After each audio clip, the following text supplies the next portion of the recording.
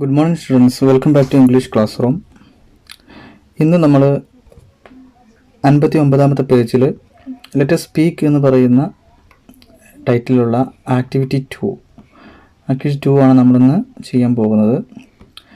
Suppose you are one of the speaker's at A function in which the narrator Velasco is being congratulated. Deliver A speech കൺഗ്രാജുലേറ്റിംഗ് him for his Brave deed. Suppose നിങ്ങൾ മനസ്സിൽ വിചാരിക്കുന്നത് നമ്മുടെ narrator വെലസ്കോക്ക് അനുമോദിച്ചുകൊണ്ടുള്ളൊരു ചടങ്ങിൽ നിങ്ങൾ പങ്കെടുത്തു എന്ന്, അവിടെ ഒരു അനുമോദന പ്രസംഗത്തിനുള്ള അവസരം നിങ്ങൾക്ക് ലഭിച്ചു എന്ന് വിചാരിക്കുക. Deliver A speech കൺഗ്രാജുലേറ്റിംഗ് him for his Brave deed. അപ്പോൾ അദ്ദേഹത്തിൻ്റെ ഈ വീരകൃത്യം അതിനെ അനുമോദിച്ചുകൊണ്ട് ഒരു പ്രസംഗം നിങ്ങൾ തയ്യാറാക്കുക. അതാണ് നമ്മുടെ ചോദ്യം. അപ്പോൾ എങ്ങനെയായിരിക്കും ആ പ്രസംഗം എന്ന് നമുക്ക് ഒന്ന് ചെയ്ത് നോക്കാം. Ladies and gentlemen, a very good morning to all of you. I am very happy to hear in front of you in the presence of Mr. Velasco, the brave and adventurous sailor.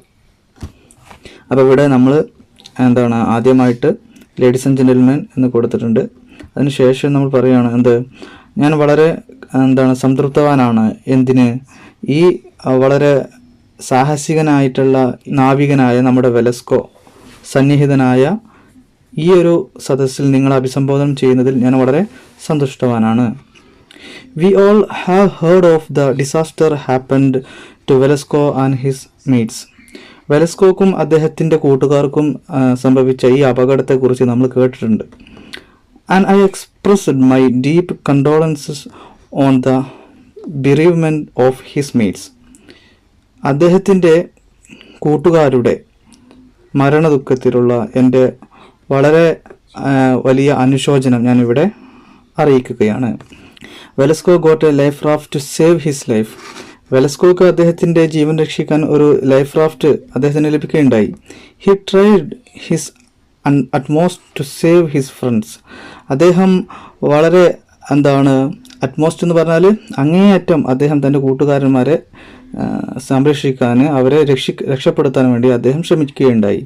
The misfortune happened was part of God's degree. ഇവിടെ ഈ വളരെ വലിയ ഈ ദുര്യോഗം, ഈ ഒരു അപകടം നടന്നത് അത് ദൈവത്തിൻ്റെ ഒരു തീരുമാനപ്രകാരമാണ്. And we cannot rewrite our destiny. നമുക്കൊരിക്കലും ആ വിധിയെ മാറ്റിമറിക്കാൻ കഴിയുകയില്ല. At that stormy sea, in that rough and tough situation, Velasco showed his valor and humanity. അവിടെ ആ വളരെ തീർത്തും പ്രതികൂലമായ സാഹചര്യത്തിൽ അദ്ദേഹം വളരെ മാനുഷികമായിട്ടാണ് നമ്മുടെ വെലസ്കോ പെരുമാറിയത്. We heartly congratulate him on this occasion. നമ്മൾ വളരെ ഹൃദയംഗമമായിട്ട് അദ്ദേഹത്തെ ഇവിടെ അനുമോദിക്കുകയാണ്. Let me conclude my words here. ഇവിടെ എൻ്റെ വാക്കുകൾ ഉപസംഹരിക്കാൻ ഞാൻ എൻ്റെ വാക്കുകൾ ഇവിടെ ഉപസംഹരിക്കുകയാണ്. Thank you all. എല്ലാവർക്കും നന്ദി. ഇങ്ങനെയാണ് ആ പ്രസംഗത്തിൻ്റെ ഒരു ചെറിയ രൂപം. അപ്പോൾ നിങ്ങളത് എഴുതുക. ഇനി നമുക്ക് let us discover how grammar works. എങ്ങനെയാണ് ഗ്രാമർ വർക്ക് ചെയ്യുക എന്ന് നമുക്ക് നോക്കാം. ആക്ടിവിറ്റി 1. ഒന്നാമത്തെ activity, look at the sentences taken from the story. നമ്മുടെ വെലസ്കോയുടെ ഷിപ്പ് റെക്കഡ് സെയിലർ എന്ന് പറയുന്ന കഥയിൽ നിന്നും എടുത്ത് എഴുതിയ കുറച്ച് പദങ്ങൾ ഇവിടെ, സെൻറ്റൻസുകൾ ഇവിടെ ഉണ്ട്. അതൊന്ന് വായിച്ച് നോക്കാം. A rough wave pushed the rafts. B. It was very heavy in that lurching sea. C. A gigantic wave lifted the raft. D. His serenity was stronger than the sea. The words underlined in these sentences describe the nouns.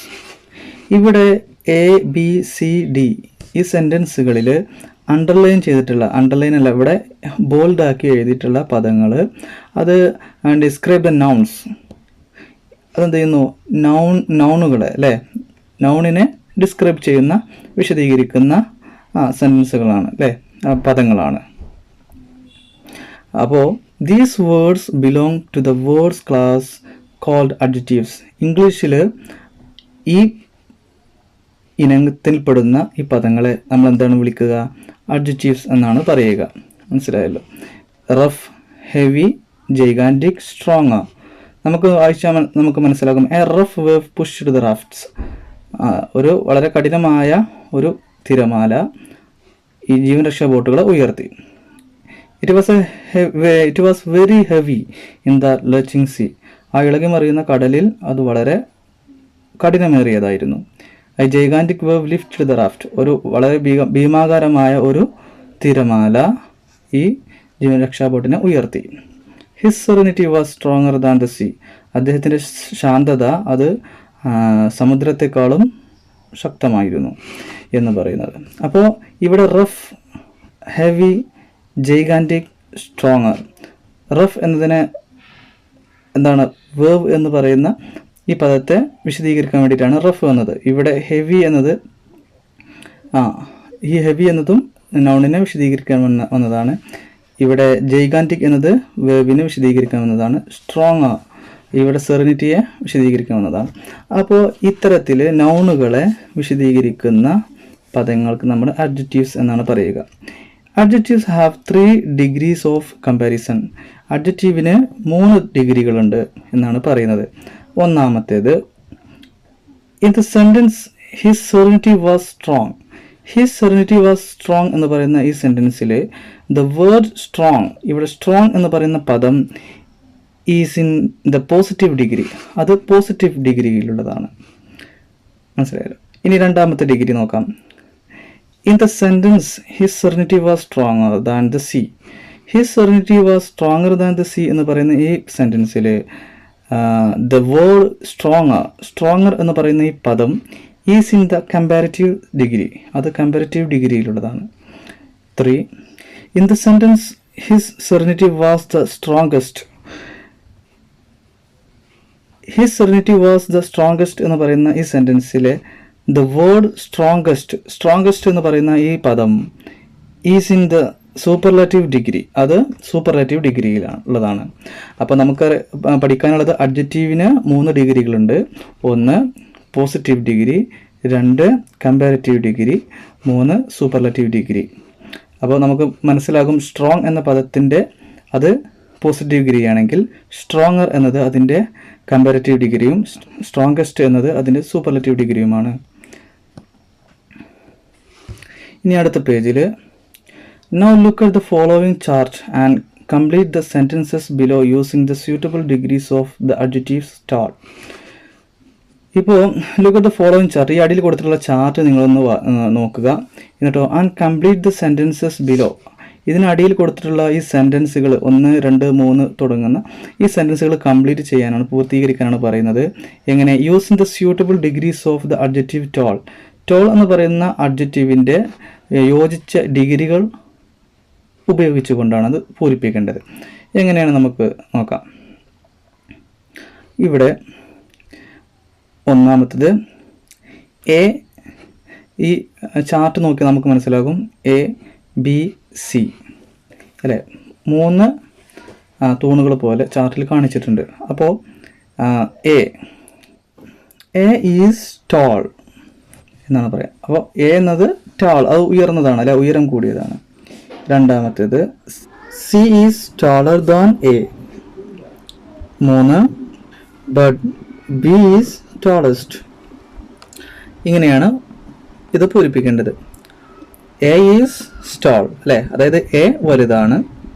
C 2 C is taller than A.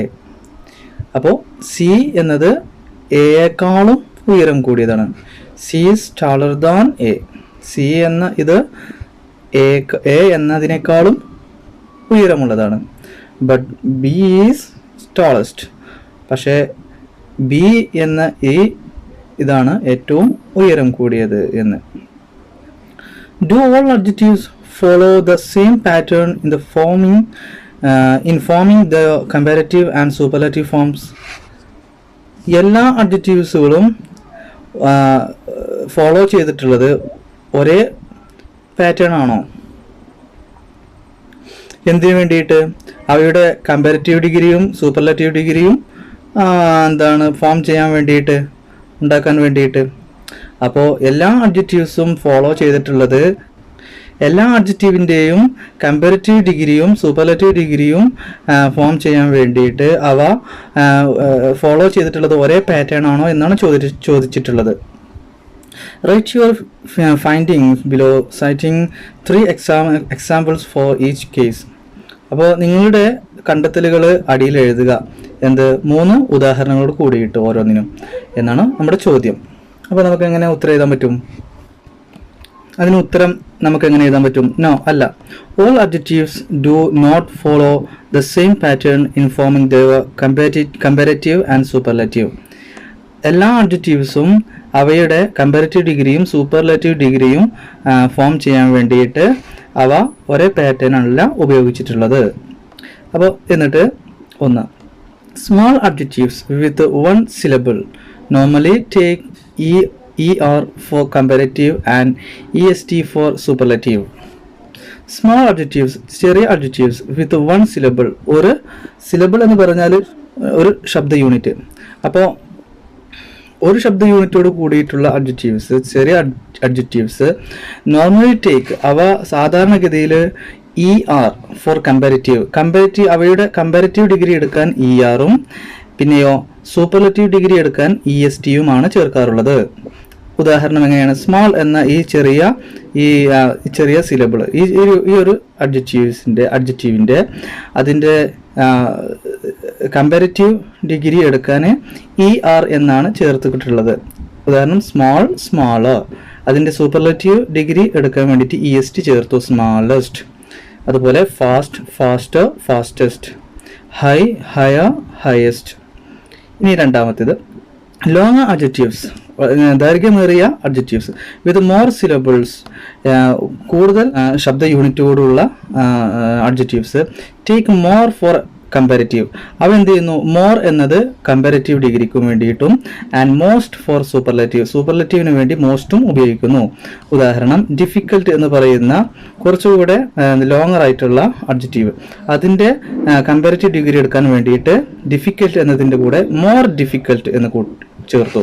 അതിൻ്റെ superlative degree എടുക്കാൻ വേണ്ടിയിട്ട് most എന്നാണ് ചേർത്തത്. അപ്പോൾ most difficult എന്നായി.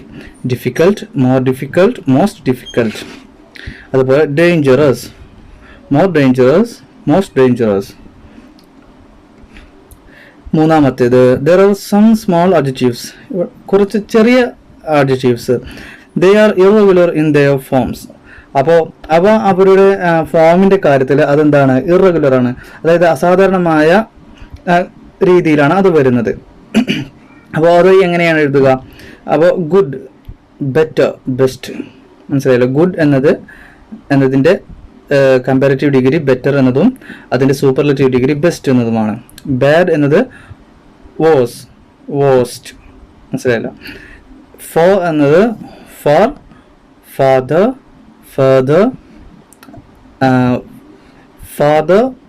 Father എന്നത് അതിൻ്റെ comparative ഡിഗ്രിയും അതിൻ്റെ സൂപ്പർലേറ്റീവ് ഡിഗ്രി ഫാർത്തസ്റ്റ് അല്ലെങ്കിൽ ഫേർത്തസ്റ്റ് എന്നതുമാണ്. ഓക്കെ, അപ്പോൾ ഈ അവസാനം പറഞ്ഞത് ഇറഗുലർ ആണ്. അപ്പോൾ അതായത് പ്രത്യേകമായിട്ടുള്ളൊരു പാറ്റേൺ ഇല്ലാത്തത്, അസാധാരണമായത്. മനസ്സിലായല്ലോ? അപ്പോൾ അതിന് good, better, best, bad, worst, father, further, അല്ലെങ്കിൽ സൂപ്പർലേറ്റീവ് ഫാർത്തസ്റ്റ്, ഫേർത്തസ്റ്റ്. ഓക്കെ, ഈ രീതിയിലുമാണ് ഉള്ളത്. അപ്പോൾ ഇത്രയുമാണ് നമുക്കിന്ന് ചെയ്യാനുള്ളത്. ഈ 2 ആക്ടിവിറ്റികൾ നിങ്ങൾ എഴുതിയിട്ട് സാറിന് പേഴ്സണലായിട്ട് അയച്ചു തരിക, സംശയങ്ങൾ ചോദിക്കുക. എല്ലാവർക്കും മനസ്സിലായെന്ന് വിചാരിക്കുകയാണ്. ഇന്നിവിടെ ക്ലാസ് അവസാനിപ്പിക്കുകയാണ്. Have A nice day. Thank you.